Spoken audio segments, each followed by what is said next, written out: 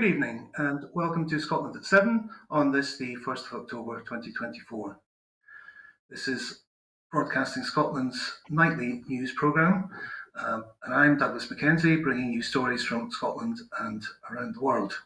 Apologise for a slightly late start today. We were trying to keep up to date with the breaking stories, including the Iranian missile attack on Israel. I'm pleased to be joined once again on the programme by Maureen Watt, who, after a distinguished career as MSP for North East constituencies and as a minister in the Scottish Government, couldn't rest and has now come back as president of the SNP. Now, I remember when you announced your candidature, Maureen, you said, oh, it's mainly a ceremonial role. And then last time you spoke about it, you said you'd never been so busy. So how are you getting on with it? Yes, fine, thank you. Getting the SNP back on track is very exciting. Good, I'm pleased to hear that. We start the programme tonight, as we always start our news broadcasts, with the latest from Ukraine on this, the Day of the Defender in Ukraine, and day 951 since the Russian invasion of the country. Volodymyr Zelensky said on Monday that the situation was very, very difficult on the front line of the war against Russia, as well as in terms of our capabilities, our future capabilities, and our specific tasks, with Ukraine's forces needing to do everything they could over the autumn period. Ukrainian military bloggers have reported in recent days that the Russians have been advancing on the hilltop town of Volodymyr, which Ukraine's forces have defended over the course of the war in the south of the Donetsk region. Russian troops have also been advancing slowly for months further north, with the aim of capturing the entire Donbass region, made up of the Donetsk and Luhansk oblasts. NATO members should not be deterred from giving more military aid to Ukraine by Vladimir Putin's reckless Russian nuclear rhetoric, the alliance's outgoing Secretary General Jens Stoltenberg has said, as he hands over the job to Mark Rutte. Every time we have stepped up our support with new types of weapons, battle tanks, long-range flyers, or F-16s, the Russians have tried to prevent us, Stoltenberg said. They have not succeeded, and also this latest example should not prevent NATO allies from supporting Ukraine, he added, referring to Vladimir Putin's recent supposed changes to Russian nuclear doctrine. Stoltenberg said NATO had not detected any change in Russia's nuclear posture that requires any changes from our side. Mark Rutte, writes Jennifer Rankin, takes the reins of NATO at a perilous moment for Ukraine as it faces a third winter fighting Russia's brutal invasion. NATO allies recently pledged to bolster a long-term support to Ukraine so it can prevail in its fight for freedom. Rutte is a blunt-speaking liberal who led 4 Dutch coalition governments over 13 years. He will formally take over as NATO Secretary General on Tuesday morning. H.R. McMaster, a US National Security Advisor during Donald Trump's presidency, has dismissed as, quote, a real myth the Republican presidential nominee's boasts that he would broker an end to Russia's war in Ukraine if elected in November. I don't really buy it, H.R. McMaster said Sunday on CBS's Face the Nation. It's a real misunderstanding of war to assume that you can get a favourable political outcome without a favourable military outcome. That's never really happened in war. 3 journalists working for independent Russian media outlets were arrested in Moscow on Monday outside a concert celebrating the Kremlin's claimed annexation of Ukrainian regions, a rights group said. Citing the detainees' relatives, human rights NGO OVD Info said one of the journalists working at the news site Republic and the other 2 for Sotavision, which said its reporters who were denied access to the celebration on Red Square had been arrested while interviewing spectators. The outlet is one of the last Russian media still working to document the Kremlin's crackdown on dissent. Russia is planning to draft 133,000 troops between October and January, according to a decree signed by Vladimir Putin that affects those not in the reserve and who are eligible for military service. Russia plans to boost its defence budget by almost 30% next year as it diverts resources to its war on Ukraine, spending more on the military than welfare and education combined, a draft budget indicates. Well, Maureen, there's still talk about whether or not that Ukraine can use Western weapons for long-range strikes into Russia. Yet it really seems to have the Russians worried with this huge increase in defense spending proposed for next year, dwarfing health and education, and also the nuclear saber rattling, which has come from Putin, from Medvedev, and also from their allies in China and North Korea. So why are we holding back? Why are we not saying to the Ukrainians, go ahead and use, for example, the UK Storm Shadows? I don't know the answer to that. It would seem very obvious, since Russia seems to be fighting on all fronts and deep into Ukraine and firing missiles, not just near the areas that they hold, but further and further into Ukraine and into the mountains and small villages even. So I don't know why Ukraine haven't got the go-ahead to fire into Russia. I mean, if you're supplying weapons to help a country defend itself against a dictator like Putin, I don't understand why you can't let Ukraine decide how best to employ those weapons. Well, I do understand, because, clearly Putin could turn around and say, well, this is Ukraine's NATO allies in NATO striking on Russia, and then he could escalate the war. So in a way, it is quite a difficult situation, and I suppose the West's leaders, and especially since Biden is currently a lame duck president, are not prepared to say a definite yes. But if you don't, then, Ukraine is really fighting, I think, with one hand behind its back. So it's a very difficult situation for Ukraine right now. It'll be using up armory, but not getting the best use of its weaponry. Yes, and this red line notion on the Russian side. First it was if tanks were supplied, and then HIMARS and ATACMS, and then the F-16s. This seems to be just another red line that the Russians are talking about, and all the other ones they've ignored. Whereas Ukraine has not been able to put up any red line to the Russians. For example, to say, well, if you hit another children's cancer hospital, you're going to get a pile of missiles landing on you. It does seem such an unbalanced fight. Yes, and I think the other thing that you mentioned in your intro on this is that Putin is increasing the budget by 30% at the expense of other domestic matters, and you wonder how long the Russian people are going to put up with this. Clearly we see that any dissent is immediately not shot down, but shut down.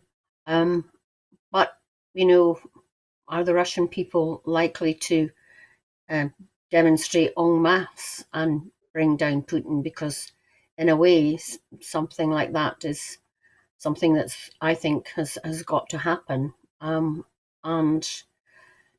that hasn't happened yet. But if they feel the effect of the increase in budget during a long, hard Russian winter, then maybe things will begin to change in Russia. But it just seems, a grinding long war at the moment, doesn't it? And little prospect of any resolution, or even coming to the table to discuss some sort of resolution at the moment. Both sides seem to be literally entrenched. The point about demonstrations within Russia is an interesting one. They don't seem to have happened, but with far fewer casualties.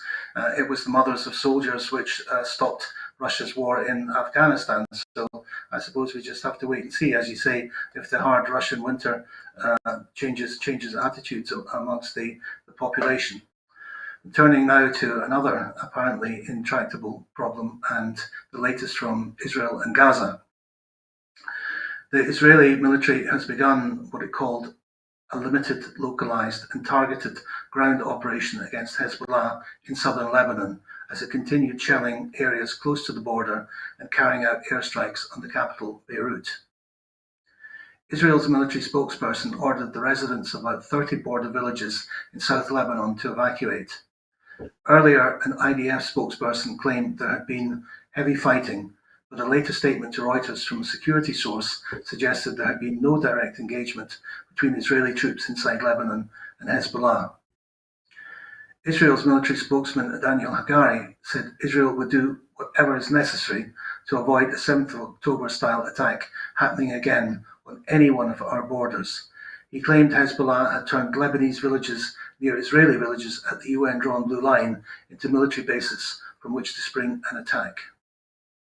Lebanon's government has said about 1,000 people have been killed, about 6,000 wounded, and 1 million displaced from their homes as a result of Israeli attacks in recent days. Israel's military claims it is targeting Hezbollah and terrorist infrastructure. Local residents have told Reuters that at least 600 people have sought refuge in a monastery on the Israel-Lebanon border as airstrikes continue. Caretaker Prime Minister Najib Mikati has made an appeal for more international aid, saying Lebanon is facing one of the most dangerous stages in its history, as about 1 million of our people have been displaced due to the devastating war waged by Israel on Lebanon. Meanwhile, the killing in Gaza continues, as at least 41,638 Palestinian people have been killed and 96,460 injured in Gaza since the 7th of October, the Gaza Health Ministry said in a statement today. Spanish Foreign Minister José Manuel Álvarez said Israel should end the operation. Spain is currently commanding the UN peacekeeping force UNIFIL in Lebanon, which said it had been warned by the Israelis about their plans. Turkey and Russia have also condemned Israel's move to open up a new ground front in its conflict. Turkey said it was an illegal attempt at occupation that violated Lebanese territorial integrity.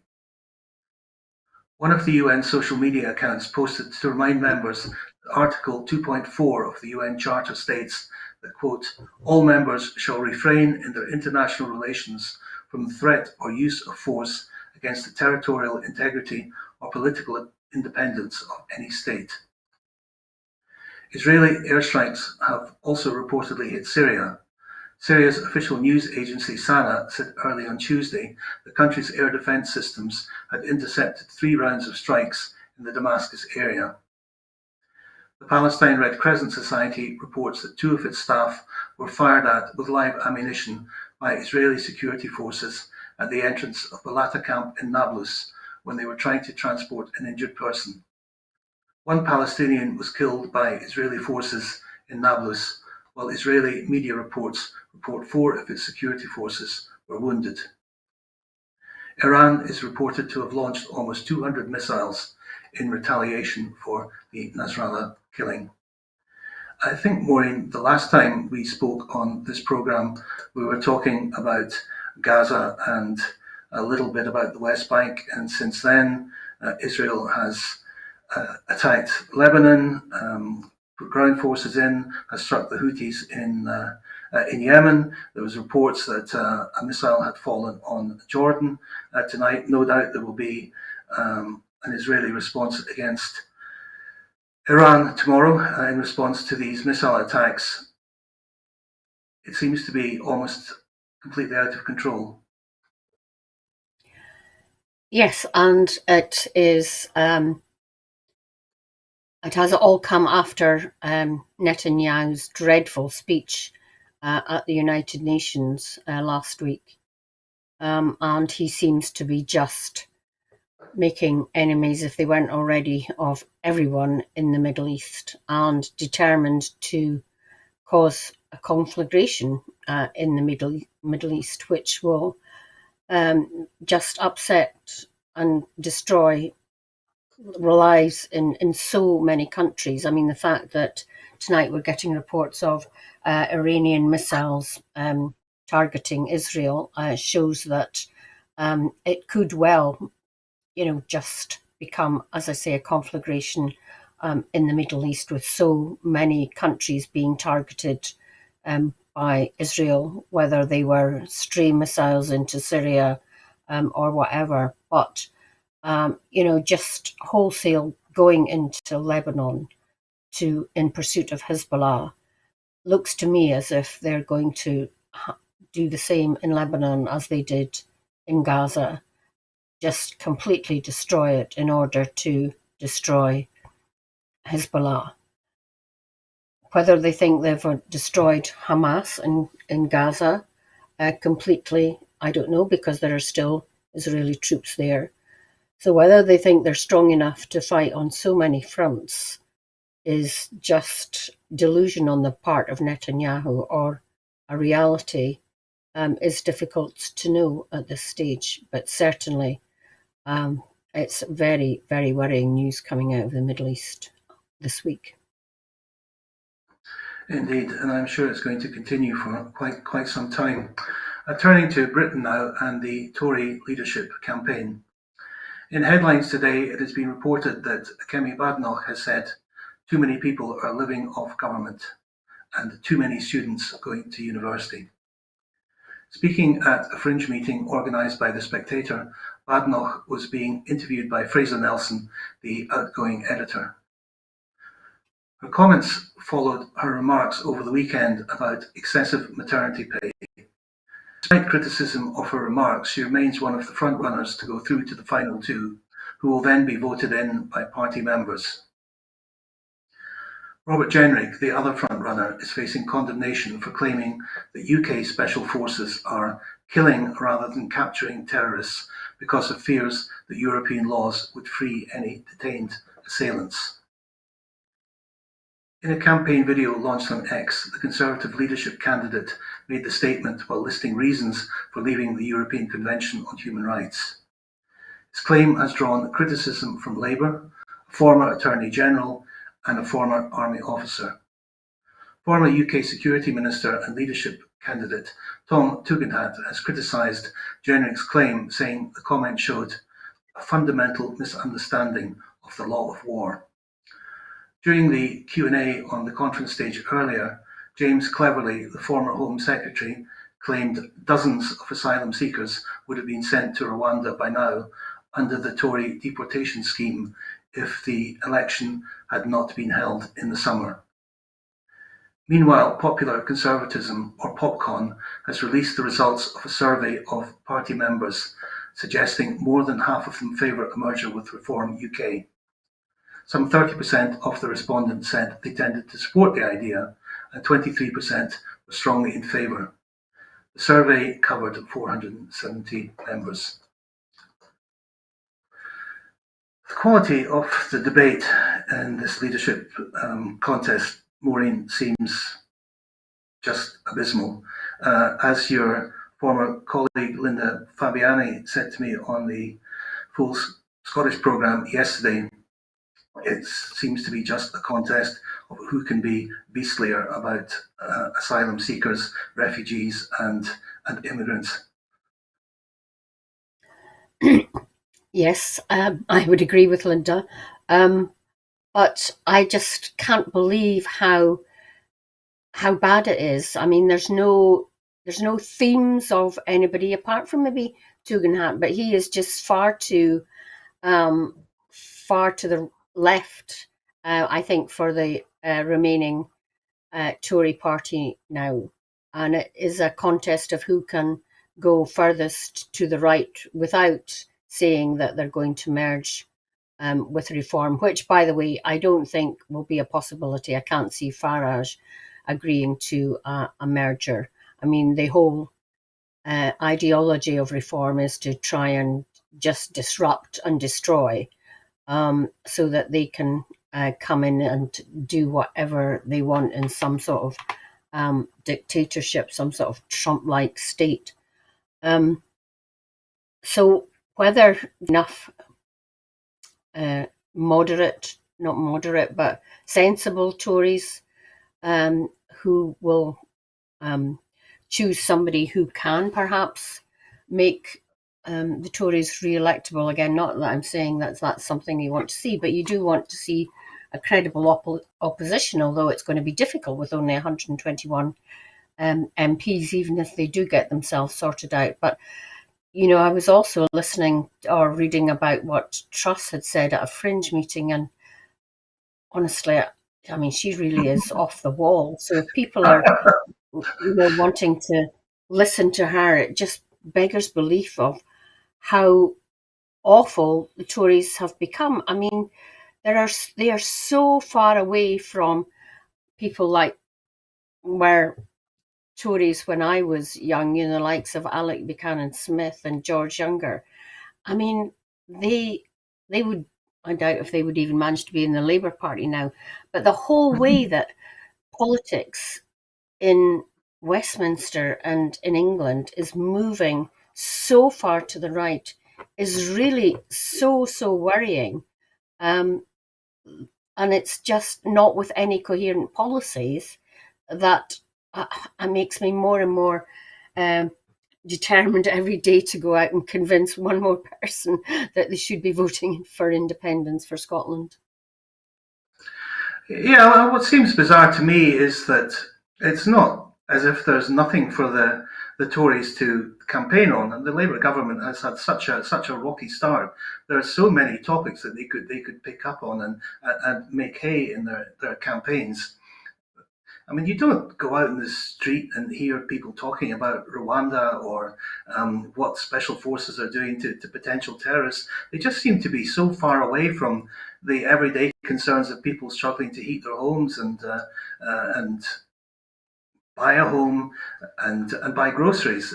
It's another planet almost. Yes, the fact that so many of the candidates, apart, as I say, from Tom Tugendhat, who think that that rhetoric about anti-immigration and deporting illegal immigrants resonates with people. I mean, did they not learn from the election that it, as you say, Douglas, it doesn't and hasn't resonated with the vast majority of people, hence the reason they've only 121 seats. And surely that anybody who was suggesting a change of direction might get some traction in the Tory party. But then, there are so few Tory members now who, and that's just these hard right people who seem to have stuck around, that are, as I say, are dragging the party even further and further right because they see Reform as their main enemy when Reform have still only got, 5 seats? And,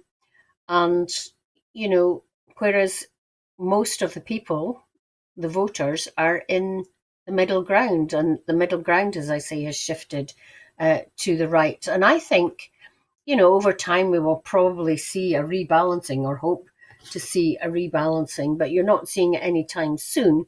And none of them seem to have the spark and the gumption to see that is possibly a route to winning electorally.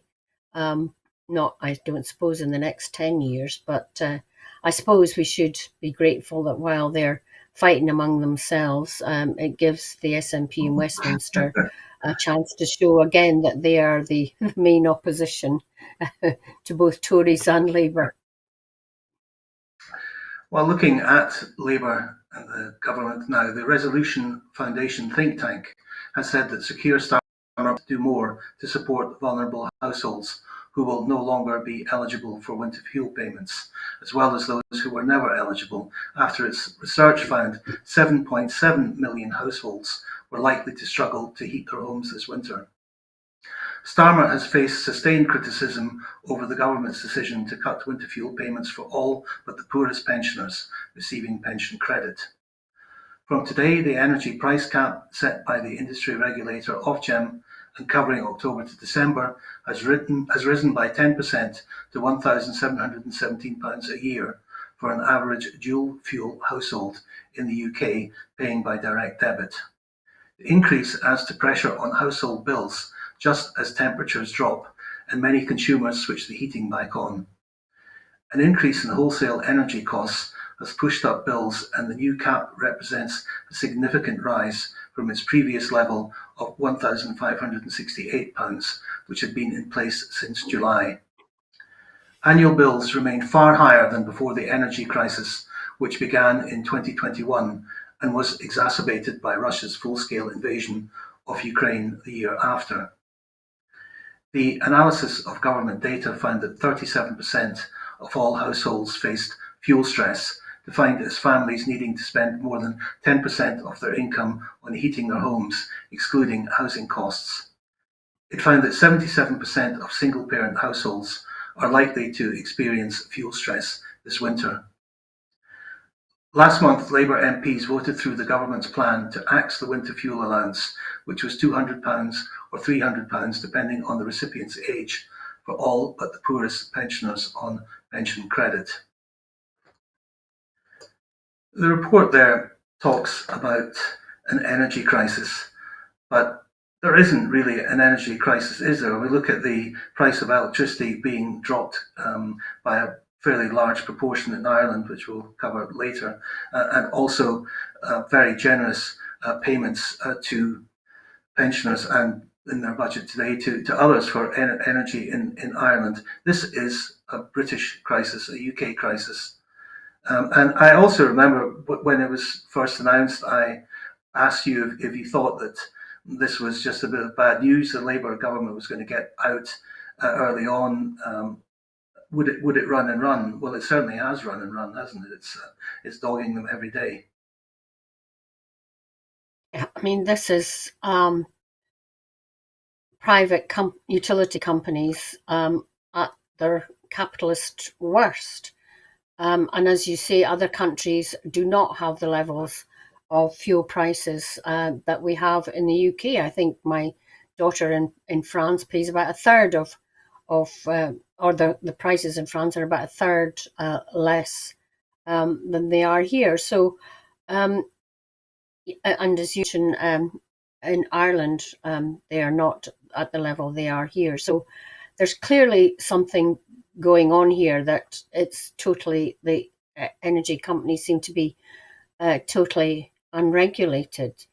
And I mean, yesterday I noticed that oil was at $70 a barrel. It's probably up today because of the Middle East effect, and especially if Iran is going to be involved in any conflict there. But it's just unbelievable that the government is so reluctant to intervene and get involved in regulating prices or having some sort of social tariff for those that are going to be most affected by this. All of these things are possible if you had a government that was prepared to stand up and do its job. Yes, indeed.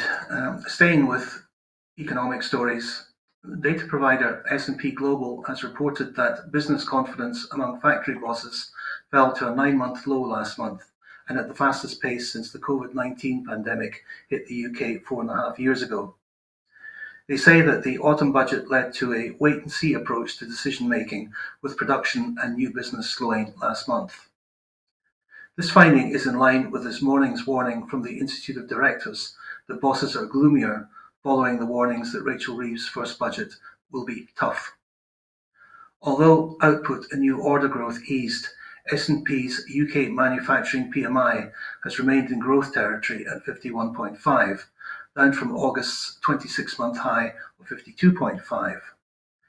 The PMI survey has also showed that input cost inflation accelerated to a 20-month high last month, which led manufacturers to further push up their selling prices. Confidence in the UK economy fell following Sir Keir Starmer's Downing Street Rose Garden speech, in which he warned of painful measures to come in the autumn budget. Meanwhile, The Guardian is reporting that ministers are being asked to draw up billions of pounds in cuts to infrastructure projects over the next 18 months, despite Rachel Reeves pledging to invest more to grow the economy. Members of the Cabinet have been asked to model cuts to their investment plans of up to 10% of their annual capital spending as part of this month's spending review, according to the report. This becomes something of self-fulfilling prophecy, doesn't it? That confidence goes down in industry, so consumer spending goes down, therefore GDP goes down, and there's less to spend. But yes, there are all these factors, and nothing is mentioned about the effect on manufacturing industry in the UK of a little thing called Brexit. Yes, yes, it's never mentioned in these surveys, is it? Although I think the report did say that the confidence of purchasing managers showed concern over the upcoming budget and geopolitical tensions. And I think, well, I mean, it seems to me that Rachel Reeves is all over the place and the Labour government are all over the place. You know, they're trying to say that austerity is finished, but every other utterance from them is that they are going to make cuts and cut further. And if you are going to try and go for economic growth, then you don't keep cutting, especially infrastructure projects, which you mentioned, Douglas. It just seems to me counterintuitive. And I mean, we're just going to have to wait for the budget. But I mean, are they trying to prepare the ground, excuse me, in terms of how bad it's going to be? Because, as I say, if you cut and cut, as well as cutting infrastructure projects, which are the only way that they are thinking that growth is going to come about, you don't get growth if you cut infrastructure projects, because so many of the private firms rely on government spending, whether it be in housing, roads, or other infrastructure, to make their money and to start employing more people and therefore have them pay more taxes. So is that what they're going to do, or are they leading us completely astray, which is just totally disingenuous? Because, as you say, people start even more, if they can, tightening their belts and not going out and spending money on the high street or in the leisure and hospitality industry. So, I mean, we're going to have to endure a whole month of this until we get the budget at the end of the month, and hopefully thereafter we're going to have something tangible to talk about rather than the speculation that's going on at the moment. But it is worrying that the purchasing managers index is at the worst since the COVID lockdown, and doesn't bode well for economic growth. No, so a happier economic story, but sadly it's not about us. As Ireland publishes its budget today, it does so with a €25 billion surplus, which has enabled the Irish government to introduce measures to help its citizens with the cost of living. The main points of the Irish budget are the cost of living, two €125 electricity credits will be paid, one this year, one in 2025. Minimum wage will increase by 80% from January the 1st, 2025, rising to €13.50 an hour. Full-time childcare costs will be reduced by €1,100 under a 44% increase in the National Childcare Scheme. On personal taxes, the entry point for the higher rate of income tax will increase by €2,000 to 44,000. Inheritance tax thresholds have been increased across the board. Weekly social welfare payments will go up by €12. There'll be one-off payments of €400 lump sum working family payment later this year, a €300 lump sum on the fuel allowance in November, a €200 payment for those on the living alone allowance, and €100 per child lump sum payment to qualified child recipients. In schools, the Hot Meals programme will expand to all schools in 2025. And for children, babies and creches, the Baby Boost, a triple child benefit payment after newborn arrival worth €420 will be introduced. And for business and workers, a one-off €170 million energy subsidy scheme for 39,000 firms will come in. The SNP's Westminster Economy spokesperson, Dave Duggan MP, has said that the contrast couldn't be clearer as independent Ireland continues to prosper and progress while broken Brexit Britain and its Prime Minister tells the public that things can only get worse. Now, the cynical commentators have said that because Ireland has to hold a general election before March 2025, this is a giveaway budget to curry favour. Well, they have a coalition of three parties, of Fine Gael, Fianna Fáil and the Greens, so it's not clear who would benefit most from that. And anyway, to have a giveaway budget, you have to have the surplus in the first place, rather than a £22 million black hole. So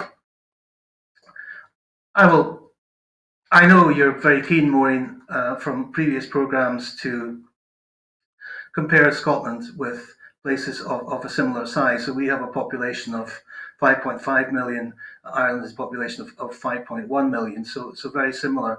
So I'll innocently ask you the question, why is it better in Ireland? Well, exactly. They have their own government. They can decide to do what they want for their 5.1 million people. I mean, their population has grown, such a lot in the recent years. I mean, it used to be about 3 million, did it not? And that is not Ireland having more children. It is due immigration. And of course, the big thing, they are still in the EU. But they're able to do this and have that surplus, huge surplus, because they tax the international companies that are in Ireland. I think it was last year or the year before, they set up a Future Ireland Fund, which is in which they put quite a lot of their surplus monies to help them against any future shocks to their economy. All the sorts of things that the Scottish National Party talks about being able to do in an independent Scotland. So, I think we should be highlighting this from the rooftops. Again, of course, you're not hearing anything about this in most of the mainstream media, because, of course, if people could see that Ireland is prospering like this, surely more of them would take a tumble to themselves and see that this is possible in Scotland with all Scotland's resources, more than Ireland, by the way. Yeah, I'm sure you're right. I mean, we have natural resources that they would give their eye teeth for. And you mentioned that the fund they set up. I mean, other cynics said today, oh, well, this was just the €17.1 million that the EU insisted that Apple pay them in back tax. Well, it's not. None of the Apple money has gone into this. It's all gone into the structural fund that you spoke about. Effectively, a sovereign wealth fund, which Norway had and we should have had in Scotland, of course, don't. So, other news from places who are having a different experience to Britain, and inflation across the Eurozone has fallen below the official 2% target for the first time in 3 years, which may prompt further calls for Eurozone interest rates to fall later this month. Statistics body Eurostat estimates that annual inflation across the euro area was 1.8% in September 24, down from 2.2% in August. That's the lowest reading for Eurozone inflation since spring 2021, and the first time since June 2021 that CPI inflation has been below the European Central Bank's 2% target. Price rises eased thanks to a drop in energy costs. Energy inflation was minus 6% in the year to September, costs were lower than a year ago. Services inflation slowed and 4.1% in August, while food, alcohol and tobacco inflation rose to 2.4% from 2.3%. Goods price inflation was unchanged at 0.4%. The ECB has cut interest rates twice this year, in June and September. Its next monetary policy meeting is 17th of October. So again, stark contrast to the United Kingdom there, where the Bank of England has struggled to keep inflation close to the 2% target, and no doubt the change to the energy price cap will put further inflationary pressures here. There's quite a lot to be said for being in the European Union, wasn't there? Even if we weren't in the Eurozone. Yeah, coupled with being an independent country within the Eurozone, absolutely. But I'm sure that one of the reasons that Europe has managed to get its inflation rate down is that post-COVID, Europe, along with the US, are two major areas which pumped money into their economies post-COVID to kickstart them. And this is probably the result of doing that, instead of, as we've talked so many times about, the UK government trying to keep a lid on everything rather than boosting the economy. I mean, I really don't understand the economics of the UK government and the Bank of England when they can see for themselves how boosting the economy in other places has had a very different outcome for their citizens, because everybody here is just feeling that so downtrodden and their nose to the grindstone all the time. I was watching a program yesterday or the day before about how happy the people in Sweden are and how they look after their health so much better, which again helps with their overall well-being feeling. And there are so many different ways nowadays to measure well-being and the health of a population and its economy. But Britain, good old Blighty, seems to be really stuck in the past in the way that it does economics. And I keep saying to people, there really is a different way, and we just need to grab it with both hands and get on and do it. Yeah, I mean, you say in the past. I mean, you and I were around when John Maynard Keynes was a lad, and advocating expenditure on infrastructure. And I mean, I thought after the Reagan and Thatcher years, monetarism, and Sir Keith Joseph, that monetarism was dead. And as you say, all these other countries are putting money into infrastructure, but no, we're sticking with this hardline monetarist policy. Yes, and it's still this trickle-down economics that if you let the rich get even richer, somehow the money will trickle down. There's absolutely no evidence that happens. And surely by now they would have all realised that it's not a way of running the economy, and there are other ways. But as you say, Douglas, they're stuck in their old ways and don't seem to be able to get out of it. You would have hoped that a new Labour government would have tried to do things differently, even hark back to some of the stuff that the Blair government did, but it doesn't look that that's going to happen. Is it just being scared to upset people? But, we know that with independence, it'll take a few years to settle down, but it can make a huge difference to people. And I think, the 45% that voted yes in 2014 were prepared for that, but we just didn't, unfortunately, persuade enough people. But I think this time it would be completely different, which is why, of course, Westminster governments refused to give us a referendum. And the big question for them now is, if this is a voluntary union, how do Scots and how does Scotland get out of it if it wants to? Thank you. Now I suggest another country which might not be learning from its history. Austria's main parties are preparing to begin tense negotiations to form a government amid warnings about the country's democracy after the far right's victory in a general election in which angry voters punished centrist incumbents over migration and inflation. On Sunday, the anti-Islam Kremlin Freedom Party, FPÖ, won with just over 29% of the vote, its strongest result since its founding after the Second World War by former Nazi functionaries and SS officers. The FPÖ beat the ruling centre-right People's Party ÖVP by nearly 3 percentage points. The centre-left opposition Social Democratic Party turned in its worst ever performance with 21%, while the Greens, junior partners in government, sank to 8%. Exit polls show that the 3-point gain for the FPÖ since the last parliament election in 2019, thanks to strong among younger voters. The hard right won among Austrians under 34 with 27% of that demographic, and even more decisively with the 35 to 59 set on 37%. The FPÖ profited as well from festering resentment over Austria's strict measures during the COVID pandemic. The FPÖ only came third.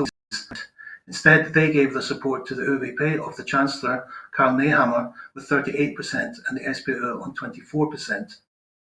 Austria has often faced criticism about its tepid culture of historical remembrance of the Nazi period, long casting itself as the Nazis' first victim, despite its enthusiastic welcome of the Anschluss in 1938 by its native son Adolf Hitler. In the wake of Sunday's results, the International Auschwitz Committee, representing survivors of the Nazi extermination camp from 19 countries, denounced an alarming new chapter in Austria. Despite its win, the FPÖ will be unlikely to form a government as it failed to secure an absolute majority, and all of the smaller parties have ruled out any cooperation with the hard right. Not good news from Austria, but part of a worrying trend in that part of the world, Maureen, with Slovakia having a rightist government and Orban increasing his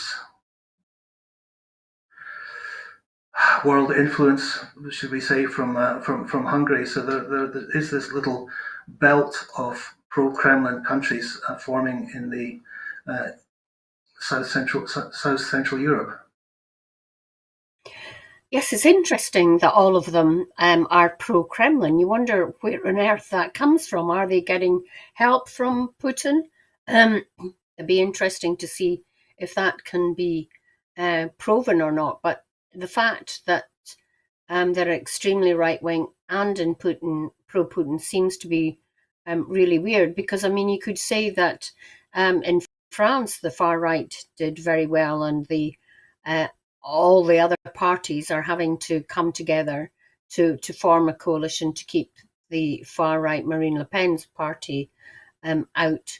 And here you have the same happening in Austria, where all the other parties are having to come together in order to keep the Freedom Party of Österreich out of government. But you can't just keep the party, the far right party, out of government, because otherwise they could come back stronger the next time, especially as you pointed out that the young are supporting the far right in great numbers.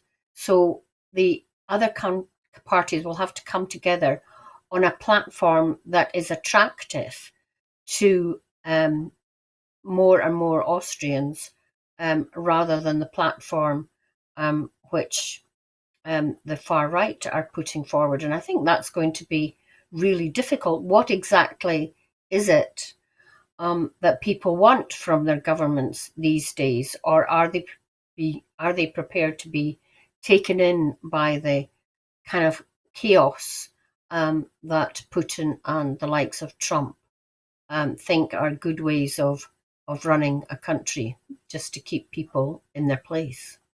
It's not working, is it? Certainly not. And another issue which has become right-left, which seems rather strange, and that's abortion in the United States.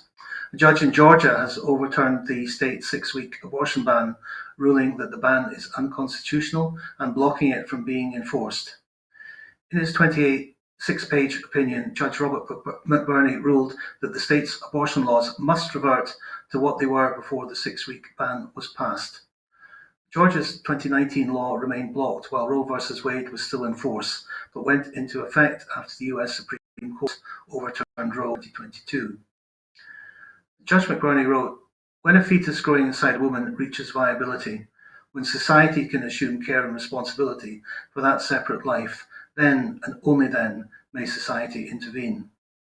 Abortions are now legal in Georgia until about 22 weeks of pregnancy. Under the 6-week ban, providers could not perform abortions if they detected fetal cardiac activity, which emerges at about 6 weeks into pregnancy. McBurney wrote that many women do not even know they are pregnant at 6 weeks. In his opinion, he said, for these women, the liberty of privacy means that they alone should choose whether they serve as human incubators for the 5 months leading up to viability. Summing up, he wrote, "It's not for a legislator, a judge, or a commander from the Handmaid's Tale to tell these women what to do with their bodies during this period, when the fetus cannot survive outside the womb any more so than society could or should force them to serve as a human tissue bank or to give up a kidney for the benefit of another." Judge McBurney's ruling has come just weeks after it was reported that 2 Georgian women, Amber Nicole Thurman and Candy Miller, died after being unable to access legal abortions in the months after Roe was overturned. Obviously, this is going to be a huge issue nationally in the United States with the election. One thing I find so strange, Maureen, is that when I first took an interest in politics, people had a view on abortion, and many had strong personal or even religious reasons for opposing it. But it was never a political thing of left versus right. Why has it become so politicized now that it's a right-wing view to oppose abortion? When you think the extreme right wing talk about individual freedom and the state not intervening, and this seems just the complete opposite of that. Yes, it's a complete dichotomy is not the word I'm looking for, but it just seems completely upside down. I don't know why, and in nothing. Well, what I was going to say was that is this purely political? Because correct me if I'm wrong, Douglas, but Georgia is one of the key swing states, is it not? And I wonder if it has been overturned for political reasons to help Trump, because clearly women are not going to be voting for Trump if this abortion law had stayed at 6 weeks. And if nothing else, women want to be in control of their own bodies, regardless of where they live. So I wonder if it is political in the run up to the election. And I think we'll have to wait and see what the reasonings are behind this, and that the judge needs to be questioned on this, because why would they do it now? It all seems a bit suspicious to me, and we'll see if this makes a difference in the polling in Georgia in the next few weeks, and maybe we'll see whether it has been done for political reasons rather than the fact that women should be in control of their own bodies. Interesting analysis. I might have expected a politician to see a devious reason behind it happening. Back home now, and heat pump costs and affordability. The high cost of installing heat pumps for home heating could be slowing down people widely adopting the technology and causing governments to miss targets, according to new research by the University of Edinburgh and Imperial College London. The research found there has been little to no reduction in the average installation cost of green heating systems over the past decade in the UK, and although there are projections of a reduction of 20 to 25% in installation costs by 2030, this is still significantly short of the targets set by UK policymakers. On the same day that the research was published, Scottish Power and Santander announced a collaboration to make heat pumps and solar panels. The collaboration aims to make it easier for homeowners to invest in sustainable energy solutions like heat pumps and solar panels, while at the same time working towards reducing their carbon footprint and lowering their energy bills over the longer term. The new initiative will see Santander UK offer £500 cashback to customers who take out a Santander loan to finance renewable energy home projects like heat pumps or solar panels, and Scottish Power will provide a further £500 credit to those customers' energy accounts when they purchase and install solar panels at home through Scottish Power. Together, the incentives could total £1,000 for customers if they choose to invest in solar panels. This helps offset the initial costs of more energy-efficient home technology, helping to make green heating and solar panels more accessible and more affordable. Well, I have to admit, Maureen, to complete ignorance on this subject. I've heard so much about heat pumps being not suitable for Scotland, so I don't know. Have you any view on it? You know, we're looking at renewable energy, and it really is a nightmare to try and work out what is best. I mean, so I don't think our house, which is long and low, is suitable for a heat pump because it's a timber framed house. And it's really difficult to find out what grants you're eligible for, even if organisations like in the Northeast, SCARF save costs and reduce fuel, help you out with this. So it really does put a lot of people off even going down this route, and you end up just renewing your oil-fired central heating boiler. I would just wish it was simpler, and there are lots of companies, or more and more companies out there getting their heads around it in order to advise customers, but you really don't know who to go with and who's offering the best deal. And as I say, it really is a nightmare for people going down this route. Some people manage to do it very successfully, but I think it takes an awful lot of homework to actually get it right. Yes, and there are not just an alarming number of companies making promises on this, but so many of them talking about grants are just complete scams. So it pays to do your homework very carefully and investigating exactly who is backing things, that they are not, despite what they claim, all government-backed schemes. Yeah, Home Energy Scotland have a website where they have accredited companies, and it's really important to go with an accredited company. Also about homes in Scotland, and the Scottish Government has announced £22 million of funding into a scheme to increase in affordable homes and deliver more housing.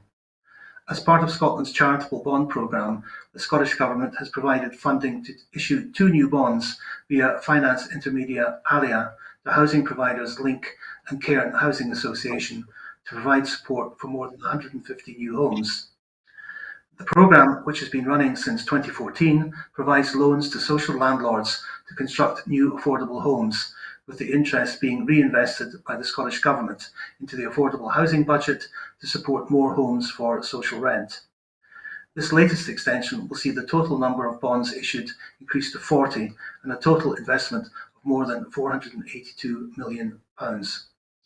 The Scottish Government's Charitable Bonds Programme is an ethical investment product created in response to demand from housing associations for better access to appropriate finance, providing them with unsecured loans for up to 15 years. Housing Minister Paul McLennan said, "Tackling the housing emergency requires bold thinking, and investment in charitable bonds is another tool we can use to increase investment in our affordable housing budget, while also allowing social landlords to access vital funding to build new homes."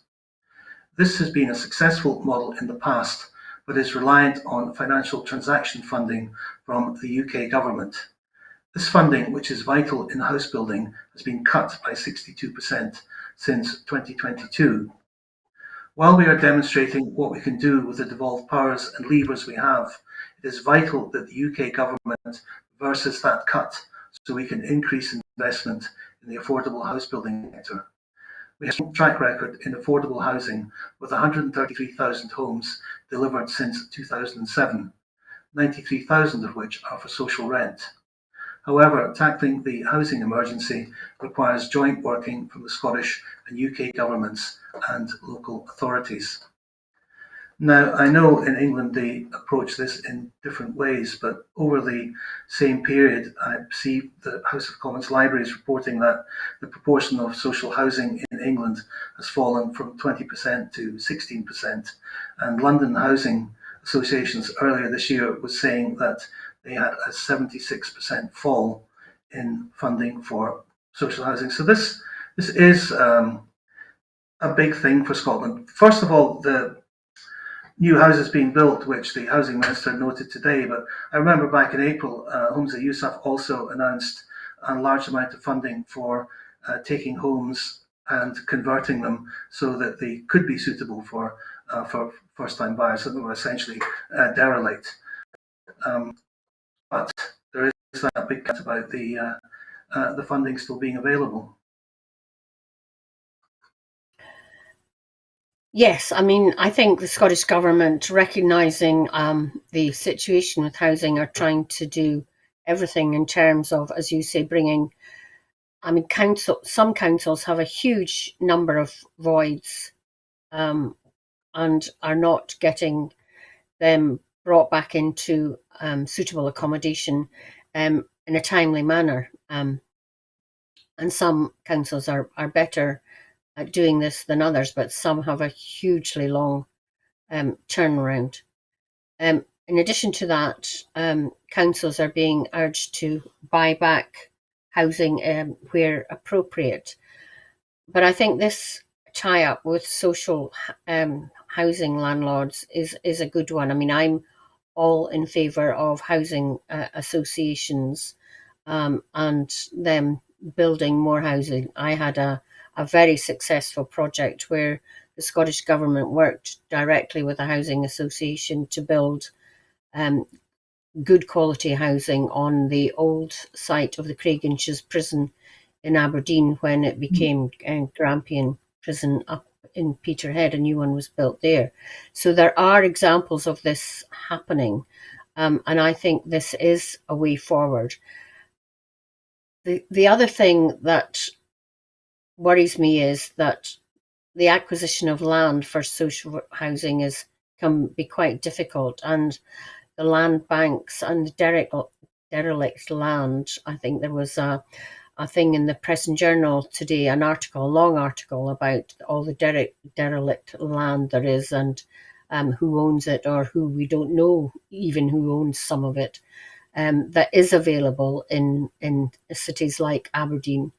And it's a huge amount, but that land, and there doesn't seem to be the legislation, or if there is the legislation, the will on the part of local councils to compulsorily purchase this land. And I think if there was more of a move in that direction, sorry, I'm going off piste a little bit here, but there could be a real boost to housing, house building and house construction if things like this were looked at. But this is a good news story from a housing minister that last week, Anna Sarwar, was calling for him to be sacked. There we go. Just before we finish on this, as much for my education as anything else, when you talk, for example, about the Craiginches scheme in Aberdeen, is this something where the Scottish Government drives the project away and the local council, Aberdeen City Council, is not involved, or do they work together on these things? And can the Scottish Government take control of land if the council, the local council, is not getting involved? Well, the local council would still have to give planning permission. But even under Willie Young, who is perhaps somebody that only folk in the northeast know, he was kind of dared not to give planning permission for this. But it did work very successfully, and it's gone on to happen in in other parts of Aberdeen, like old fire station land up on North Anderson Drive. So it is possible, and I don't know whether that is what's happening in this project announced today, but apart from giving planning permission, the local council is not involved. But that's not to say that there are councils who are using any money that's going from the Scottish Government to build houses. And we know that under the SNP, far more houses have been built than the 4, I think, under the Lib Lab executive prior to 2007. So I think the house building record, although not, meeting all the needs, and the needs continue to grow, it has done a good, built far more houses per capita than in England, for example. Yeah, thanks very much. And that's it for tonight. Before I go, I just want to remind you that at Broadcasting Scotland, we depend on the generosity of our supporters. To everyone who has donated and to everyone who has signed up to make a regular monthly payment, thank you very much. We face costs of over £4,000 every month, but only receive donations of around 2,500. We urgently need more regular subscribers, but we need to clear our debts as well. We are at crisis point and really need to increase our donations to be able to pay our bills and survive. Our programmes will always be free to view. However, if you can afford £5 a month, please consider becoming a Broadcasting Scotland supporter, and please donate whatever you can afford.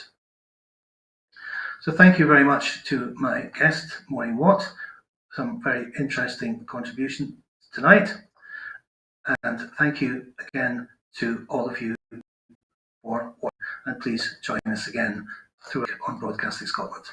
So good night, Maureen, and good night. Good night from me.